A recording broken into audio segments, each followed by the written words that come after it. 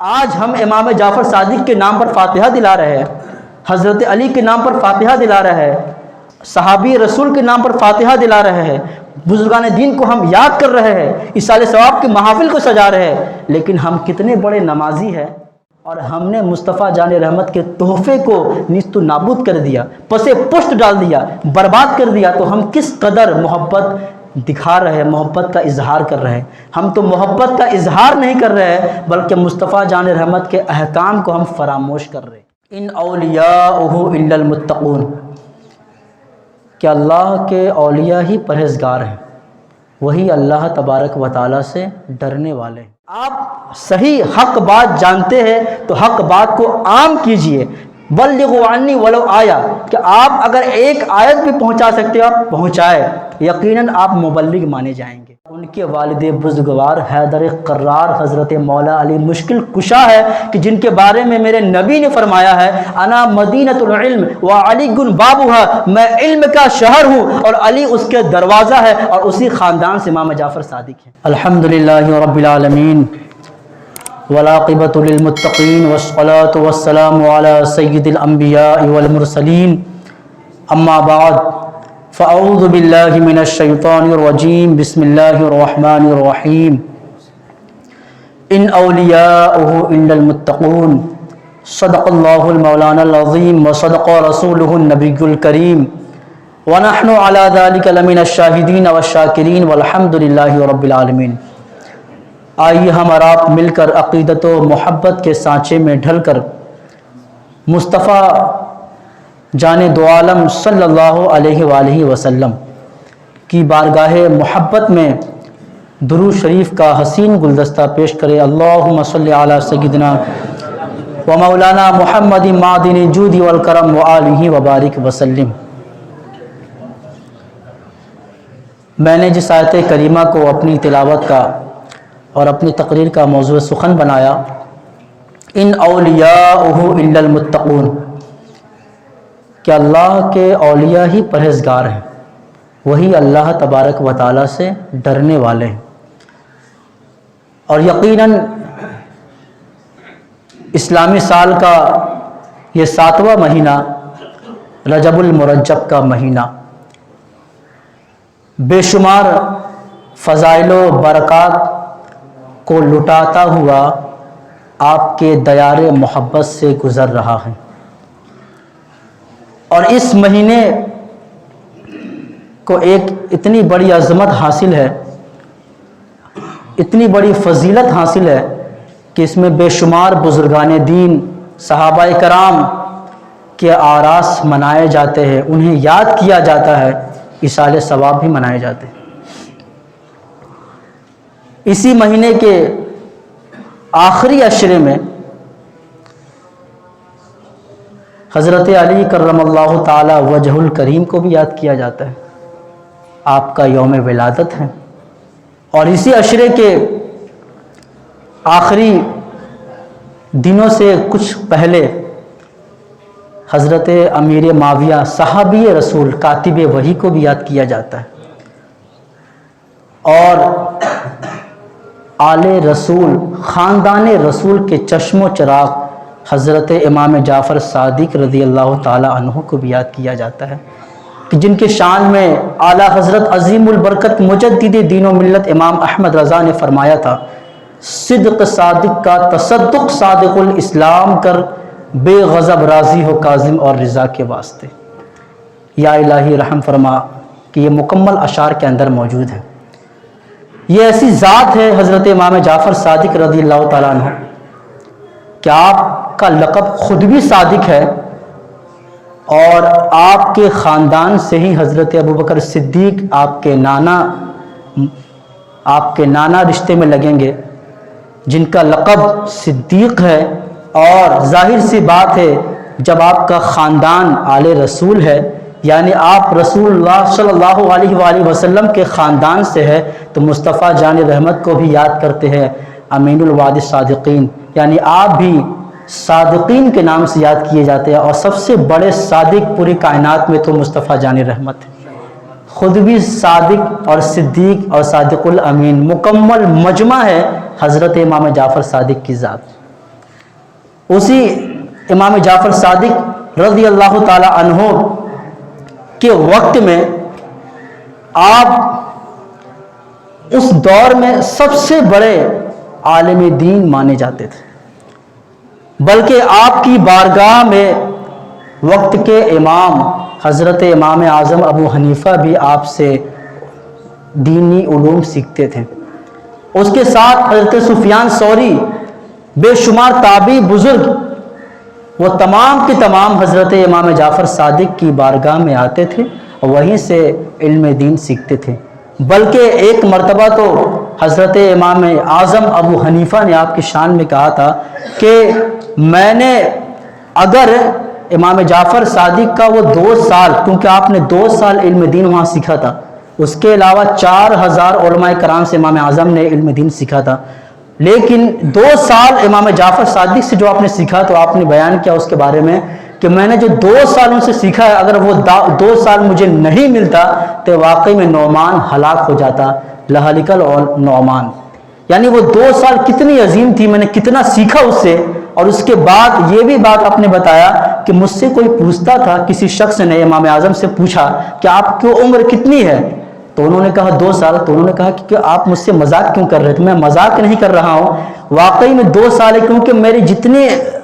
ایام گزرے ہیں، جتنے لمحات گزرے ہیں، عمر کے جتنے لمحات گزرے ہیں، وہ تمام کے تمام کہاں گزرے مجھے تو اس کی خبر نہیں ہے، اس سے میں نے کیا حاصل کیا ہے، لیکن جو 2 سال میں نے امام جعفر صادق کی بارگاہ میں گزارا ہے، وہی 2 سال کے بارے میں سوچتا ہوں کہ واقعی میں یہ زیادہ آخرت ہے،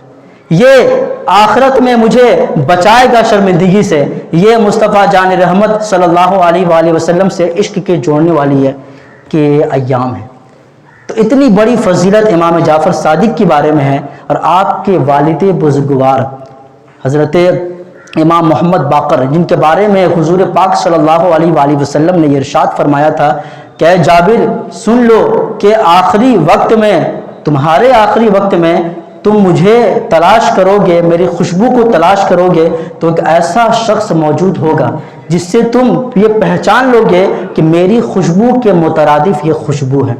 تو حضرت جعفر، یہ مکمل واقعہ بڑا طویل ہے، جب حضرت جابر ایسے وقت میں آپ آ گئے کہ آپ ضعیفی کی وجہ سے آپ کی آنکھ کی بینائی کچھ جانے لگی، تو اس وقت آپ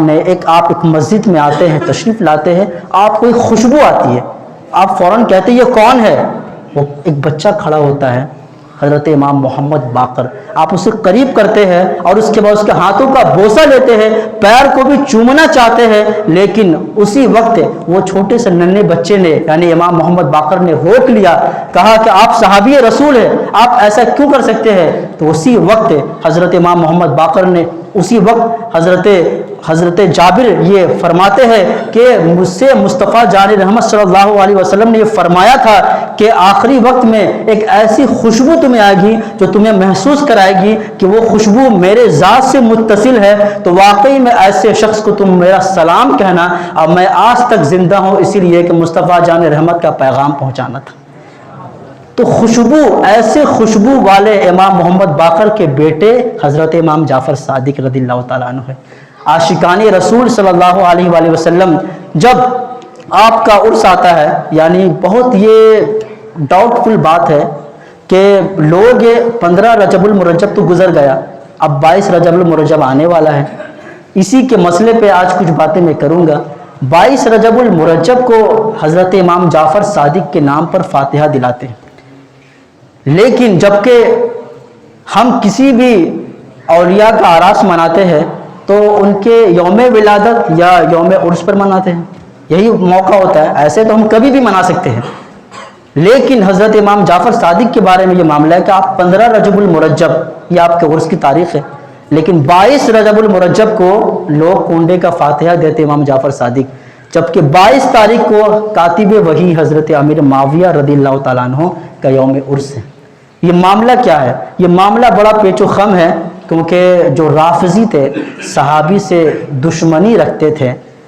تو وہ لوگ امیر معاویہ کے اس انتقال کے وقت خوشی منائے، اپنے گھر کے اندر کھیر پوڑی بنائے، اور اس کے بعد راتوں رات وہ جتنی چیزیں تھے وہ سب کے سب غائب ہو گئے، لیکن یہ خوشی تھی امیر معاویہ کے انتقال پر، کیونکہ وہ صحابی رسول سے دشمنی کرتے تھے۔ تو وہ دور اب ایسا دور آ گیا کہ وہ دور آج تک یہاں پر ہے۔ لیکن میں یہاں پر ایک امام اعظم سے متصل مفتی اعظم ہند علیہ رحمہ نے ایک فتویٰ صادر کیا تھا کہ کیا 22 رجب المرجب کو ہم کنڈے کا فاتحہ منا سکتے ہیں امام جعفر صادق کے نام پر؟ تو میں یہ بتانا چاہوں گا کہ آج کے دور میں کہیں پر بھی ایسا معاملہ نہیں ہے کہ صحابی رسول، بالخصوص یہاں پر صحابی رسول سے کوئی دشمنی کرنے والے نہیں ہے، بلکہ صحابی رسول سے محبت کرنے والے لوگ ہیں، بلکہ صحابی رسول سے بھی محبت کرنے والے ہیں، آل رسول سے بھی محبت کرنے والے ہیں۔ تو یہ معاملہ ہی ختم ہو گیا، تو ہم 15 رجب المرجب کو منائیں، 22 رجب المرجب کو منائیں، کوئی بات نہیں ہے۔ اگر ہم نے یہ خاص کر دیا تو یہ ہمارے لیے غلط ہو جاتا ہے۔ فاتحہ ایصال ثواب ہے، فاتحہ ایصال ثواب ہے، اور کنڈے کا فاتحہ ایک نام ہے کہ اس میں کنڈے کی شکل بنائی جاتی ہے، مٹی کے برتن وغیرہ، جو یہ بالکل یہ چیزیں جو ہے کہیں سے ہو کر آئی ہے۔ لیکن فاتحہ کے لیے کیا یہ چیزیں ضروری ہے؟ میں نے اس کو پہلے بھی بتایا تھا، فاتحہ کے لیے یہ چیزیں ضروری نہیں ہیں۔ آپ کسی چیز کا بھی فاتحہ دلا سکتے ہیں۔ بہت سارے لوگ کھیر پوری کو خاص کر دیتے ہیں۔ اب کچھ لوگ ایسے ہیں جن کو معلوم نہیں ہے کہ کیا کھیر پوری کے علاوہ بھی ہم فاتحہ دلا سکتے ہیں، تو وہ بیچارے یہ پریشان ہے کہ اتنا بجٹ ہمارا نہیں ہے کہ ہم فاتحہ دلا پائے، تو وہ یہ جائز کام سے رک جاتے ہیں۔ میں بتانا چاہتا ہوں کہ یہ صرف ایصال ثواب ہے۔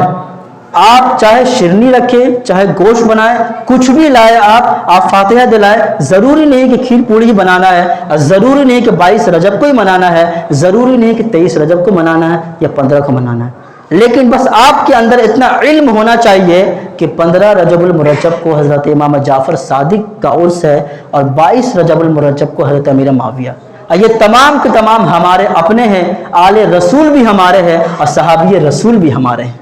یہ سب کے سب وہ ذات ہے جن سے میرے مصطفیٰ نے محبت کرنے کے لیے کہا ہے۔